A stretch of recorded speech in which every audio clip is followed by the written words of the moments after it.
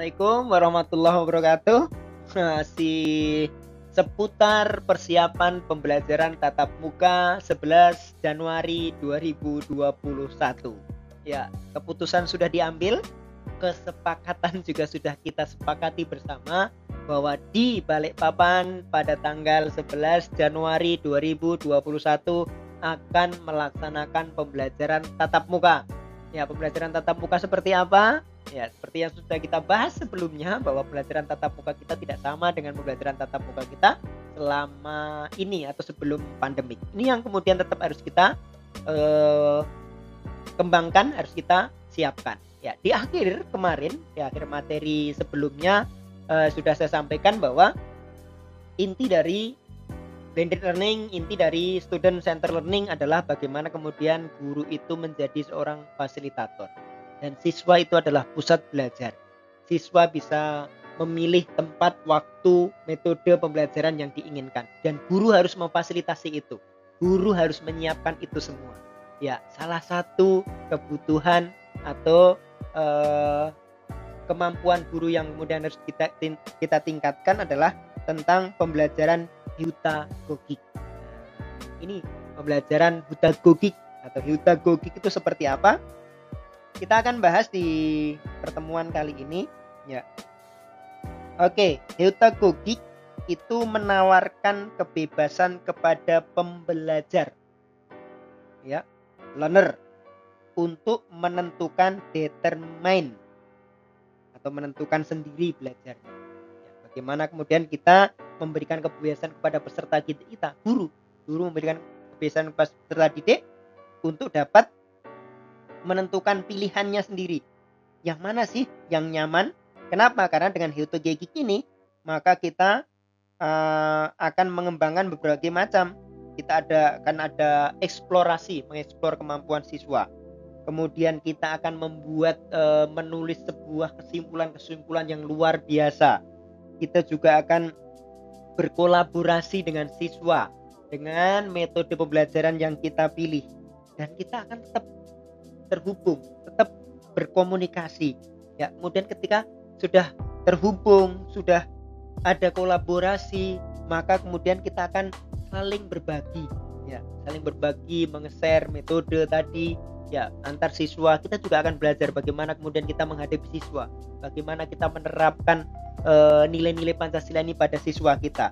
Sesudah itu, maka kita akan membuat sebuah refleksi, sebuah rangkuman, sebuah kesimpulan dari kegiatan pembelajaran yang kita jalankan. Dan heutagogik itu mengakomodir itu semua. Dan ini yang perlu kita siapkan untuk di tatap muka nanti. Ya, heutagogik merupakan salah satu bentuk pemanfaatan TIK dalam pembelajaran.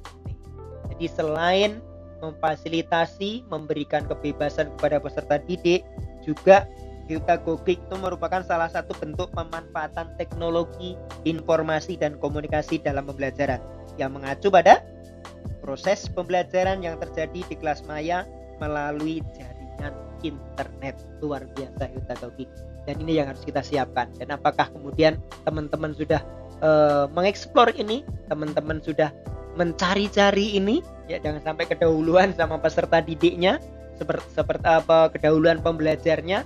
Ya, ini yang harus kita gaungkan, karena memang sekarang ini semuanya ada di genggaman, semuanya ada di tangan. Ya, mau belajar apapun siswa kita tinggal memilih saja, memilah saja. Oke, yang harus kemudian kita fasilitasi. Maka kemudian kita harus menyiapkan sebuah pembelajaran atau virtual learning. Kita harus bisa memvisualkan pembelajaran kita dalam dunia maya. Kita harus menyatakan gitu ya, apa yang membuat siswa itu bisa, oh ini benar-benar kelas yang saya inginkan. Jadi harus membuat seperti itu. Kenapa? Karena virtual learning ini mengakomodir waktunya kapan saja. Nggak akan boleh mau belajar malam, mau belajar di mana saja tadi, mau di dapur, mau di ini yang harus kita siapkan.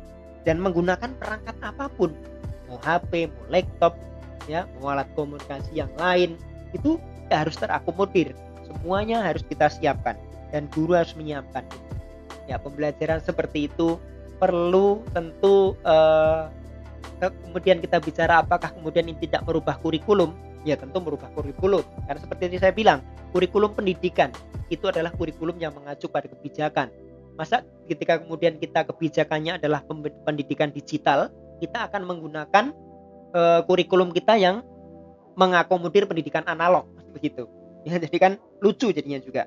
Ya, tapi tentu kurikulum yang nanti mungkin akan kita gunakan di bulan Januari lah pembelajaran atau kurikulum yang memang mengakomodir dari kebutuhan guru maupun peserta didik itu sendiri.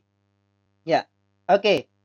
Ada di dalam Heutagogic itu kita mengenal ya ini desain, analisis, evaluasi, implementasi, ya kemudian pengelompokannya seperti apa. Inilah model-model pembelajaran Heutagogic yang nanti bisa dikembangkan oleh guru dalam pembelajaran tatap muka di bulan Januari nanti. Oke, kita akan lebih ke roadmap pengembangannya. Bagaimana kemudian Heutagogic itu bisa kita kembangkan. Yang pertama tadi tentang analisisnya. Oke, identifikasi masalah yang terjadi pada pembelajaran sebelumnya, analisis pengaturan pembelajaran, dan desain solusi alternatif dari permasalahan yang ada. Kalau selama ini mungkin anak-anak merasa bosan karena belajar harus dalam ruangan 7x8.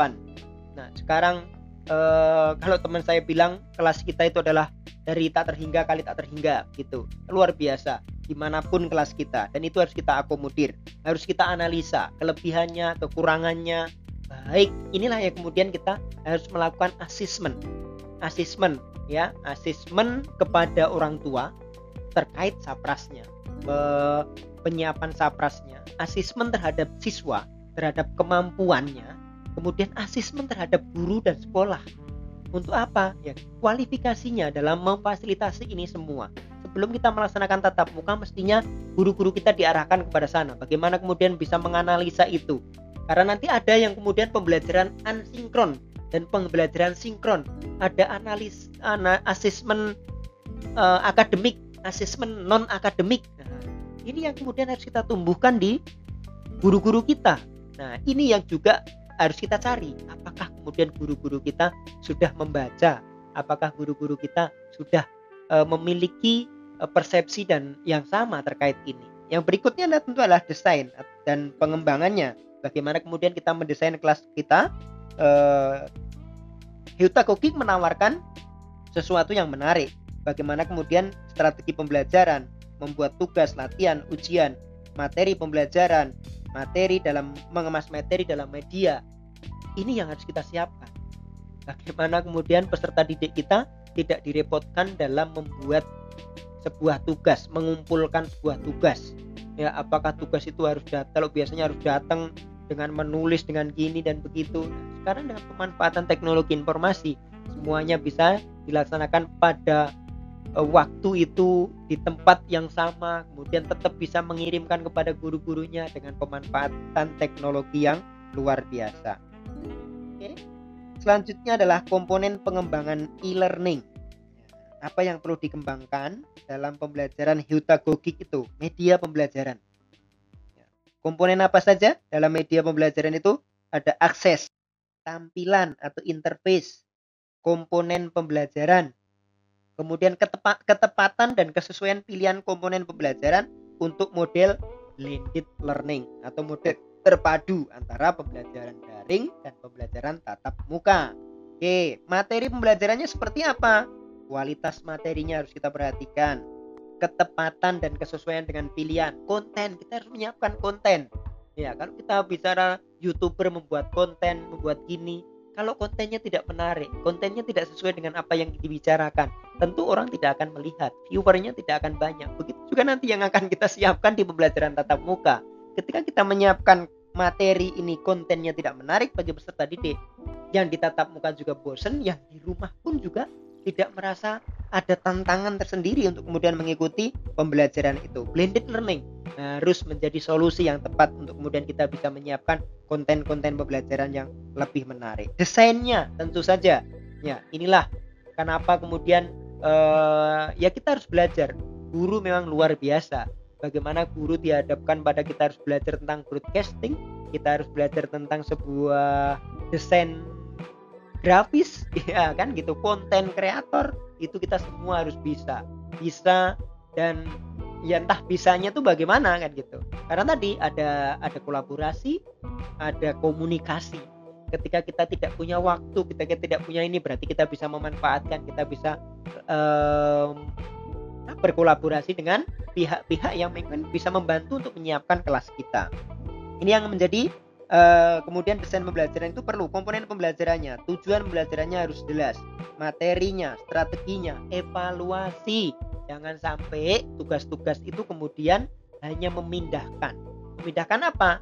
Tugas tatap muka kemudian didaringkan. Artinya apa? Nah, tetap paperless. Hanya kemudian paper itu dipoto, kemudian dipindahkan ke dunia maya. Ini tentu bukan hal yang menarik, tentu bukan bagian dari blended learning itu sendiri, dan tentu juga bukan bagian dari pembelajaran heutagogic itu sendiri. Jadi begitu pembelajaran heutagogic itu adalah bagaimana intinya seorang guru itu bisa membuat siswanya nyaman dalam belajar dengan mengakomodir semua kebutuhan yang juga memperhatikan pemanfaatan teknologi informasi. Guru hanya sebagai fasilitator. Peserta didik bisa memilih caranya, waktunya, tempatnya, dan model-model pembelajaran, konten-konten pembelajaran yang kreatif. Ini akan kita dapatkan nanti. Jadi kita guru dipacu untuk kemudian saling berlomba untuk membuat konten-konten pembelajaran yang banyak kita temukan. Misalnya banyak kita temukan pembelajaran di YouTube, pembelajaran di ini. Tapi apakah kemudian itu sudah mengakomodir student center learning? Apakah itu sudah mengakomodir blended learning? Apakah itu sudah mengakomodir heutagogic tadi? Apakah itu sudah menawarkan sebuah solusi yang kemudian nyaman untuk dilihat, nyaman untuk dilaksanakan? Apakah itu hanya sebuah gambar yang kemudian digerakkan, divisualkan, tapi tanpa kemudian menggugah, tanpa kemudian tidak ada rasa kita menerapkan, menginternalisasi nilai-nilai Pancasila yang ada 6 tadi. Kita tetap harus perhatikan itu apapun kondisinya. Kita harus siapkan itu karena tanggal 11 Januari 2021 kita akan memasuki dunia pendidikan baru kita. Kita akan memasuki wajah pendidikan baru kita, dan itu harus kita siapkan, harus kita dukung, dan guru-guru, peserta didik, orang tua harus mau berkolaborasi untuk bahu-membahu menyiapkan itu.